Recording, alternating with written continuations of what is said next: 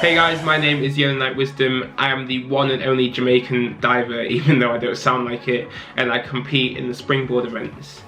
Welcome to this technical talk. Today I'm going to give you some insight and analysis on one of my most complex dives on the 1 meter springboard, the forward 2.5 somersaults, 1 twist piked. In diving, we call this dive the full in or the full out because there are two ways you can do it. Either you can do a full twist into the somersault, the full in, or you twist out of the first somersault, as I do, full out.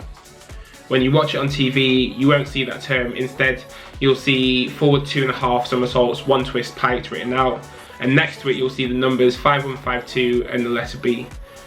This is the dive number, which is basically the code we use for diving. The first number tells us the group of dive. This dive is in the twisting group, therefore it starts with the number 5.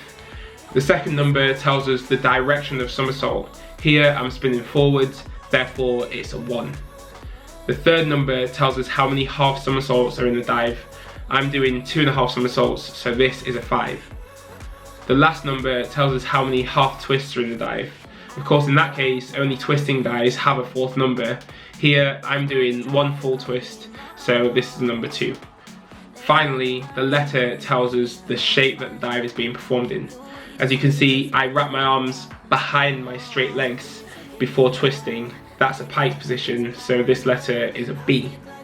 Another number you might see is 3.2, which is the degree of difficulty. This number is multiplied by the judges' marks to give us our total score. So the higher the difficulty, the more complexity of the dive, so more risk, but you have the potential of getting big scores. I remember learning this dive on 1 meter as my coach was trying to find ways to force me to twist later on 3 meter, but I only competed it for the first time in 2018 after I had fully stripped back the dive and completely changed the technique. For me, it's a real challenge to get my limbs through all the somersaults and twists in time to get a good entry, and the feeling in the air I can only describe as being in a washing machine. The first part of the dive is to execute the hurdle step. There are a number of variations of the hurdle step. I have a hop in mind which helps to generate more height and air time, and at almost 6'3" I certainly need it. On this dive I actually placed my foot too close to the end of the board, and in fear of going too far forwards I didn't drive my knee through as high as I should have done, which compromised my hurdle. I was off the end, slightly out of rhythm and not fully extended. However, to expect a perfect hurdle every time is crazy, so in training I have to make sure that I'm comfortable doing my dives from imperfect hurdles. If the hurdle is a delicate appetizer, then the takeoff is a starter with a bang. This is where I use all of my power and my 90 kilograms of weight to push the board down into the water, giving my feet a little rinse in the process. Then I've got to wait for the board to return the favour, lifting me into the air. Then at the same time it's important that I get my arms behind my ears in order to throw forwards into the somersault. Once I'm in the air, I feel like I'm chasing my legs in order to get into the pike shape before quickly releasing, looking at the water, throwing my left arm behind my head, my right arm across my body, then all of a sudden throwing them both out wide to stop the twist and almost trying to headbutt my legs again to complete the somersault. Then I spot the water once again, stretch my arms to the entry point.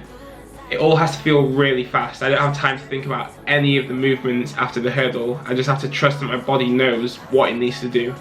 That's why we have to train so frequently and so hard. The entry into the water is the most important part of diving. The cleaner you can go through the water, the higher the judges' marks will be, as long as the rest of your dive looks pretty.